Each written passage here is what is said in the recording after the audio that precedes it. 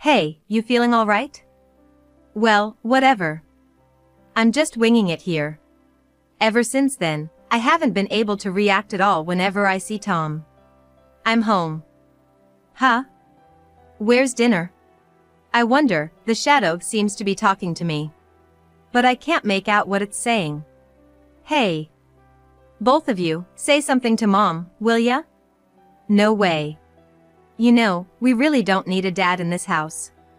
My name is Jessica Thompson, a 40-year-old mother of two. My husband, Tom, is 2 years older, and we got married when I was 25. We were colleagues at the same company, him being my senior. We started dating about a year after I joined the company, got married when I found out I was pregnant, and I became a stay-at-home mom at Tom's request. He said, "I'll earn enough, so all you need to do is take care of the house." Back then, I found those words very reassuring. Then our son, Mark, was born, and 2 years later our daughter, Emily, came along. From that point on, my days were filled with housework and parenting. That was partly because I didn't have any reliable family or in-laws nearby. Both my parents' house and my in-laws' house were more than an hour away by plane. Since I moved to New York for college, even though my mom came to help when I gave birth, it was impossible for her to stay for a long time. Looking back, I should have gone back to my parents' house for childbirth. But back then, Tom's wish for me to protect our home had deeply rooted itself inside me. My mom always told me to come back home if things ever got too tough. But I, at the time, was unaware of this and turned her down. Now, Tom is a sales manager at a mid-sized trading company. And this year, with Emily entering junior high, I've started working part-time. Tom suddenly started saying this to me. You know, I've been thinking. It's probably better if Mark goes to a private high school, don't you think? As for me, I was fine with whatever he preferred, be it public or private. Actually, where I grew up, public schools were the only option, so I didn't really understand the difference. But it seemed like Tom had a different perspective. You might not be aware of this, but in the corporate world, the university you graduate from creates significant cliques.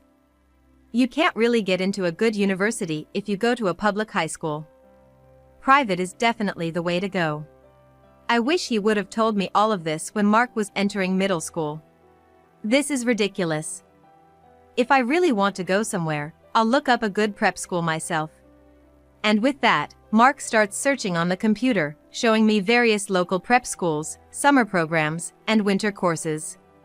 Emily, being a brother's girl, watches from behind and asks him to let her know if he finds anything good. Sadly, my kids are better at gathering information than I am. So as a parent, the least I can do is not get in the way of their future plans. That's why, to contribute even a little to the tuition, I started working part-time, not just relying on Tom's income. But when I brought this up, Tom just said, well, if that's what you want, let him do as he please. You just want him to get into a good school. That's about all a parent can do, isn't it? And that was all he had to say. He's right, of course. But every time he said that, I couldn't help but feel a bit abandoned. Maybe it's because I barely spend any time with Tom. Since Emily was born, the intimate side of our marriage has completely vanished. Of course, it might have been because I was always busy and exhausted from childcare. Tom did say to me, if it's too hard, you should hire someone to help. I appreciated those words. But they also made me push myself too hard to handle everything on my own. I even collapsed from exhaustion once. That's when I finally broke down and called my mom, crying. She panicked and flew in to help, staying with me and the kids for a while. I even told her about Tom's suggestion to hire a babysitter. If he's saying that, you should take him up on it once in a while. You've always been like this, trying to do everything by yourself until you're completely overwhelmed. Saying this, my mom stroked my head as I lay there, and I felt both comforted and pathetic at the same time. Yes, I always wanted to handle everything Tom asked of me on my own. And at night, I would be so exhausted that I'd just fall asleep.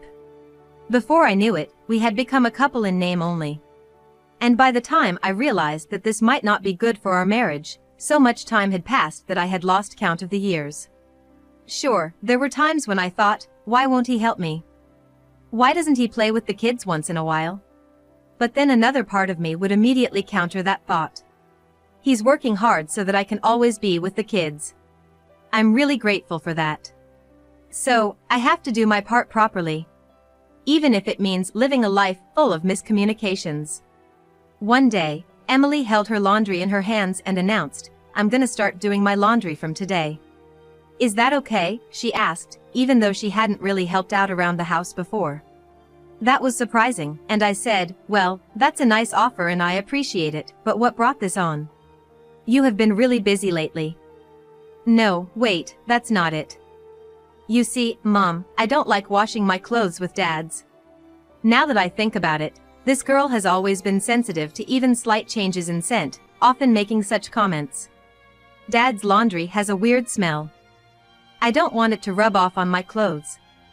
You don't put any scent on your clothes, Mom, which is good. Please don't. At that time, I just thought she was talking about the hair products he always uses. And now she's in puberty.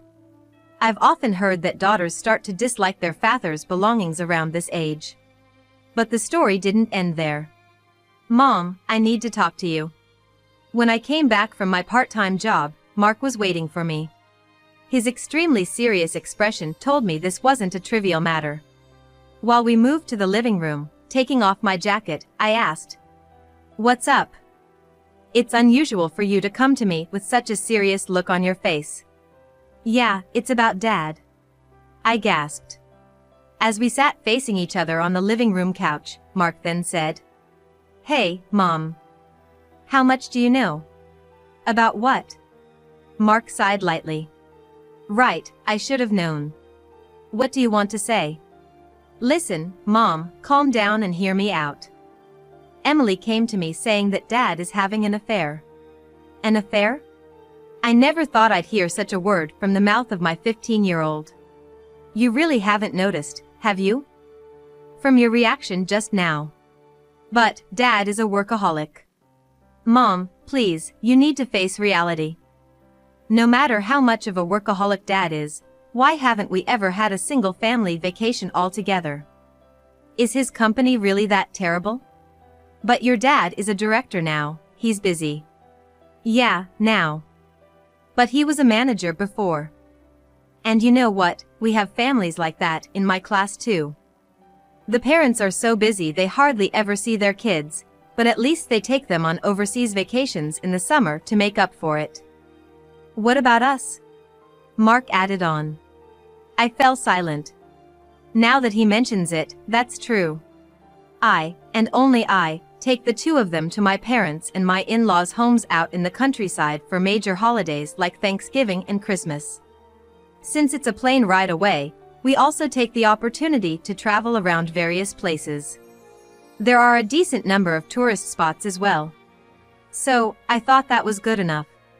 No, maybe I was trying to convince myself that it was good enough. I always thought Dad was irresponsible. Irresponsible? He's the one supporting our livelihood. That's a parent's obligation, isn't it? What Emily and I are trying to say is whether Dad is actually interested in you or us. I felt as if I had been struck by lightning. So, it's finally been said out loud. And Emily, she first hated the smell of Dad's laundry. Then she realized it smelled like women's perfume. When she hangs out with her friends on her days off, right? Even if she doesn't buy it, she'd at least check out the perfume testers, right?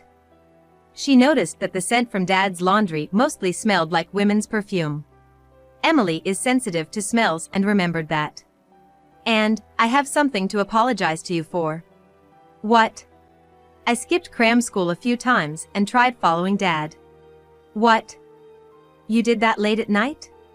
I apologized in advance because I thought Emily might try to do it if I left her alone. And you know, Dad isn't working crazy late hours. He doesn't leave exactly on time, but he left the office around 7 p.m. and there was a woman with him. They went straight to the downtown area together. I didn't have the guts to follow them any further on my own. Of course not. I exclaimed. Yeah, so that's all I can tell you. I'll apologize to you, Mom. I shook my head vigorously. You're not the one to blame here.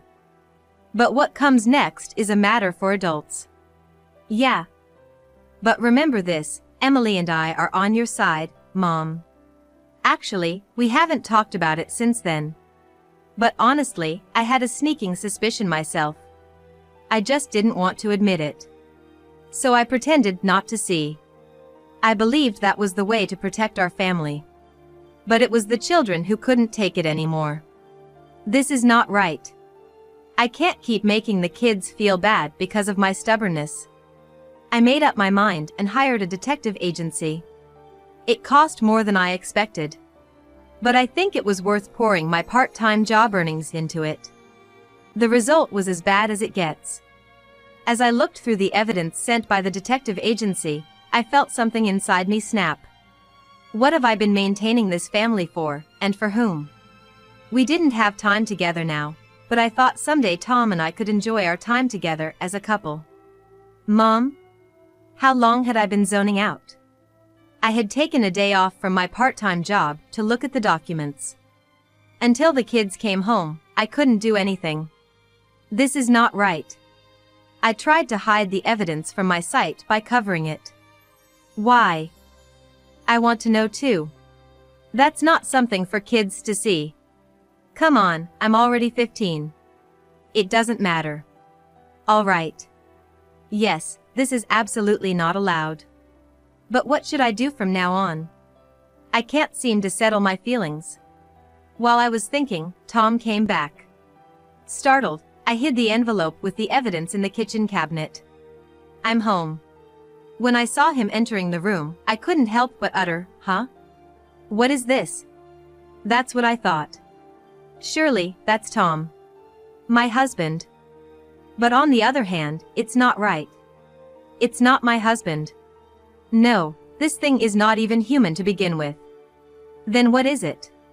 These thoughts whirled in my head, and my mind came to a conclusion. Oh, I see. This is something that shouldn't exist now. Hey, you feeling okay? Whatever, just do as you please. Ever since that moment, I couldn't react at all whenever I saw Tom. His figure gradually became blurrier, and he appeared nothing more than a vague shadow. So, most of what happened afterwards, I heard from Mark and Emily. Unconsciously, I started avoiding Tom's laundry in the basket. I was only preparing meals for 3, and it didn't become a big deal right away. After all, Tom rarely came home early. But one day, while the 3 of us were having dinner. I'm home. Huh? Where's my dinner? Hey you two, say something to Mom for me. No way.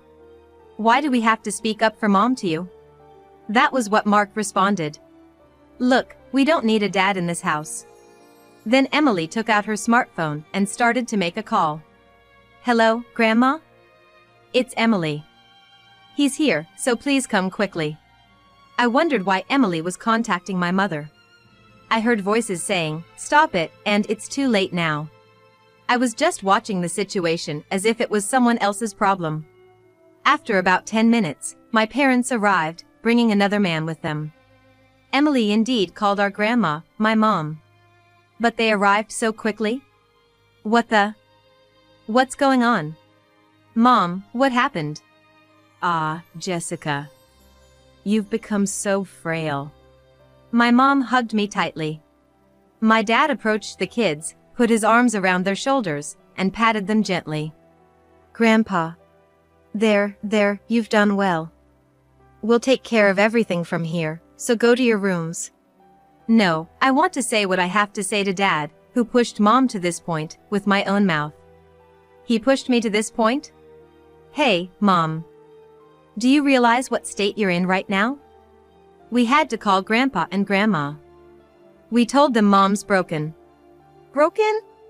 What does that mean? Look, Dad. Mom doesn't think of you as her husband anymore. Huh? Hey Mark, what the hell are you talking about? Hey, Jessica? My dad gently asked me.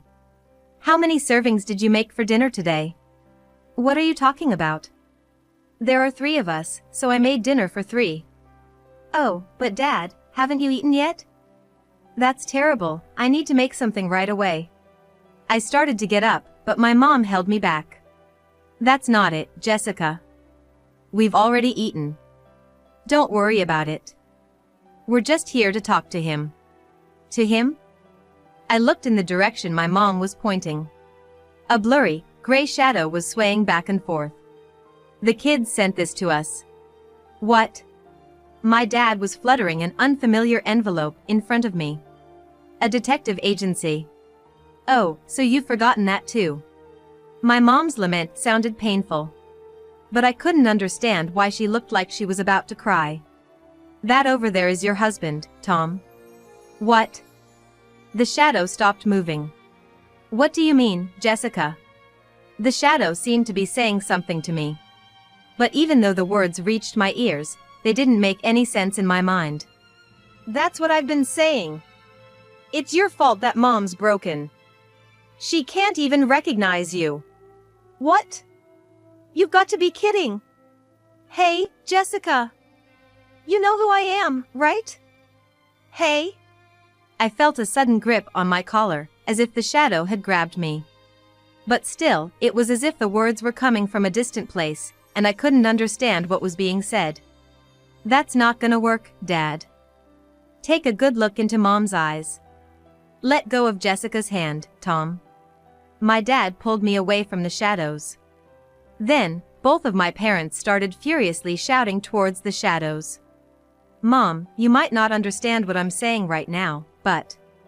Mark actually grabbed both of my hands and looked straight into my eyes. We noticed that something was off with you, Mom, so we contacted Grandpa and Grandma. My behavior? Yeah, Mom. It's like you can't see Dad, because you can't stand the fact that this guy is cheating on you. That's not true. Mark, your dad has already passed away, you know. What? Such an absurd voice came from the shadows. Seeing my expression at that moment, Mark seemed like he was about to cry. You understand now, don't you, Dad? That's what's happening. The shadow slowly sank into the ground. During that time, Emily seemed to have prepared a tablet and connected it somewhere. Grandpa, can you see us? Oh, are you okay now, Emily? The voice was my father-in-law's. Grandpa, we are ready. Oh, Mr. Thompson, it's been a while. Same here, Mr. Smith. I really wanted to head your way and meet up, but unfortunately, my wife took ill. I'm so sorry to hear that. Your wife was very fond of Tom. She was indeed overly devoted to our son. Hey, Tom. A voice loud enough to crackle came from the tablet. What is it, Dad? I've got your share of the evidence copied over here. It must have been a shock for Jessica. Dad, even you. Enough, it's been years since you visited us for the holidays. The only reason I haven't said anything is because Jessica always defended you. I never asked her to do that. Still talking back? Your mother was always troubled, not being able to refrain from complaining to Jessica about you not coming home. She knew she shouldn't have said those things, but couldn't help expressing her regret. And yet, you couldn't come because of that? Want me to read out the documents? Mr. Thompson, could we handle that part here, please? Of course, let's take a good look at how our son reacts to this. Well, let me say this. You've been in an unmistakably close relationship with your coworker, Marie Young, for 10 years, causing rumors around the office. Since you kept telling Jessica to stay home as much as possible, she hardly talked to her old colleagues, while you were having quite a time cheating. You even went on overseas vacations in the summer, not showing your face here for the holidays in these 10 years. And Ms. Young believes you two will get married. She started dating you when she was 25, and now she's already 35. She's at fault too. But when it comes down to it, she's ready to pay alimony in case of your divorce. And what about you? You've wasted the best 10 years of her life for marriage. Whoa, I didn't get that part of the story over here. So it has come to that, huh? Hey, Tom. There seemed to be a slight tremble in the shadow. Tom, Just sign the divorce papers that Mr. Smith's lawyer has prepared right away. And as for driving Jessica to this point, you and Ms. Young are going to pay damages. Don't even think about skimping. Dad, please, I'm begging you. Help me out. I refuse. Listen, Tom, the moment we went through those documents, your mother collapsed and has been hospitalized ever since. Whose fault do you think that is? Mom is. I'd like to give you a piece of my mind right now. You've been cheating for 10 years, how dare you show your face and say that to me? Your mother is in her hospital bed, crying every day, regretting how she brought you up. But, Dad, you're my parent, shouldn't you be helping me? At your age, most people are starting to think about taking care of their parents, and here you are, talking like a spoiled brat. Don't worry, we won't be a burden to you. We are cutting ties with you. That's just. Oh, and by the way, it's a good thing you are an only child. The inheritance we were going to leave you, we will give it all to Mark and Emily. Dad, please don't say that, help me out. Enough. I'm hanging up now. Mr. Smith, I leave the rest to you. Ms. Young is at fault, but she seems to be more deceived by this guy than anything. But I'll leave that to your discretion. Do whatever you see fit with the two of them. Very well. We'll handle this thoroughly. And don't worry, we won't cause any physical harm. The image and sound from the tablet cut off. Now, let's discuss the divorce. The man who came with her seemed to be a lawyer, making his way to the front. So, Jessica, you wish to proceed with the divorce? A divorce? We are a family of 3. Yes, but we need you to officially sign here to proceed. Right. Even if the husband is gone, I guess I still need to file the paperwork. Gone? That's when I truly realized, sorting out my thoughts later, that I actually believed he was gone at that moment. My husband was gone, and he was no longer here. I couldn't pinpoint when it happened, but as time went by, in my mind, Tom's affairs and constant absence were replaced with the idea that he had died. That's why, even though he was right in front of me, I couldn't perceive him as a living person, he was just a vague shadow. Of course, this became clear after receiving counseling later on. So, even though there were contradictions in the fact that I was able to live this life, I couldn't notice them. All I kept thinking was that I wanted to protect the life I had with my 2 children, Mark and Emily. That was all. As for not calling Ms. Young to this meeting, it was a decision made after discussions between my parents and my in-laws. Showing the kids their father's affair partner in the flesh was just too much. Especially for Emily. So, Ms. Young had a one-on-one conversation with a lawyer. It seems like she had made up her mind because she apologized repeatedly. I didn't think it was okay. Even if he kept saying we would get married someday, 10 years is just too long. Still, I was clinging on to a sliver of hope. And she also talked about my odd state. I was constantly told by him that his wife was cold, but I didn't think it was true. Apparently, he had always told her that I was a cold woman who always excluded him from the family. I changed from feeling sympathy for him to falling in love with him, but now I see, I was just being deceived. Her voice was trembling with anger at that moment. Mr. Lawyer, I will definitely pay the compensation to his wife. On top of that, I have a request. I want to sue him for marriage fraud. Is it possible? Do you have any evidence? I recorded his words just in case a time like this would come. What about getting married to him after he divorces his wife? I've completely woken up after this incident. I'm going to break up with him. Even though she is referred to as a veteran clerk in the office, it seems she is a very skilled worker. The evidence was properly collected and organized. It seems that because she loved him, she couldn't help but hate him intensely. In the end, Tom had turned even the woman he thought was on his side against him. Later on, both of them ended up resigning from the company. However, the circumstances were slightly different. Their relationship had spread to a certain extent within the company. It just hadn't been made public. That's why it was a big deal when Ms. Young exposed that she was suing Tom. What the hell, you're doing such a thing. I've been meeting with you because you were always saying that your wife was cold to you and you couldn't divorce her. So what?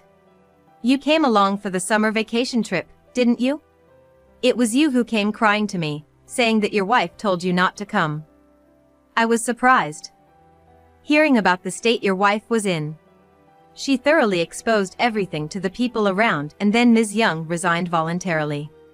The compensation from her to me was paid in a lump sum. It was accompanied by a short letter saying, "I apologize." Tom eventually had to resign as well. An employee who causes a lawsuit is not needed, that's what it came down to.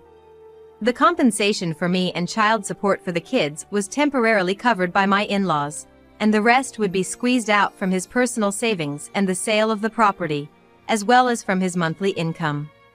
But considering his age and the fact that he was in a managerial position, I wonder what kind of job he can get now.